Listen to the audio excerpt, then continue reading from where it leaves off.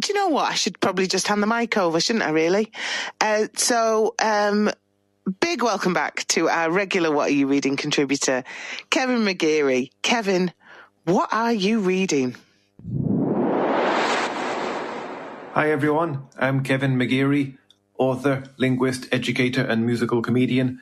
And this month I'm going to talk about 4 books that I've read, 2 fiction and 2 non-fiction. So I'll start with the non-fiction. So the first is a biography of the composer Claude Debussy, titled A Painter in Sound, and it is by Stephen Walsh. So Debussy was a French composer who lived around the turn of the 20th century, 19th and 20th centuries. He died in 1918, just as his country was ravaged by the Great War. And it's a very quotable book. So here is a brief observation about the composition of Clair de Lune, which is, of course, a very recognizable, commonly played masterpiece and one written early in Debussy's career.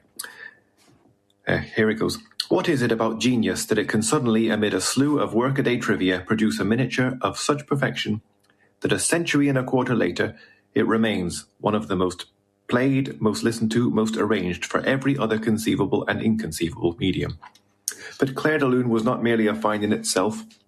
It also contained the seed of a major work on which Debussy would soon embark and would change the course of French music. So Debussy is probably my favourite composer, so it's a really good read.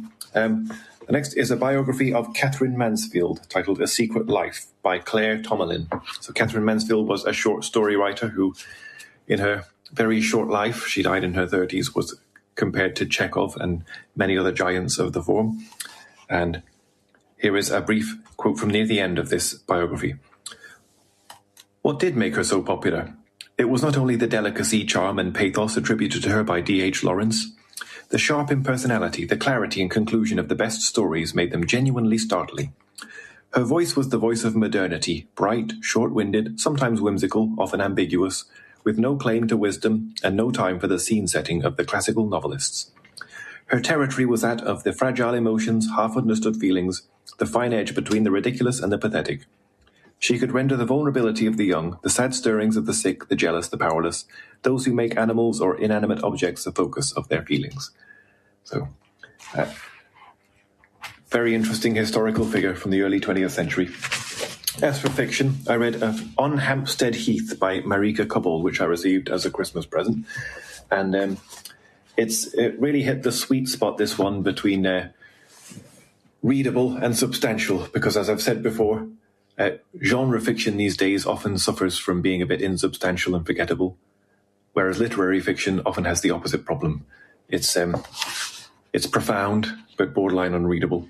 And this is about a journalist whose work is being rendered obsolete by technology and is faced with the dilemma of compromising her principles to keep her career alive. So here is a quote from near the beginning. Fake news, alternative facts, disinformation, the proliferation of online news sites that are little more than propaganda tools for some interest group. Those challenges are threats to democracy and to civil society as a whole. If we, the Fourth Estate, don't fight the good fight and fight it like we believe in it, then we don't deserve to survive. So, and the last piece of fiction is by Primo Levi, If Not Now, When? So it's a novel about partisan dissidents during World War II. So it's profound whether it wants to be or not. And so here is a quote comparing 2 of the lead characters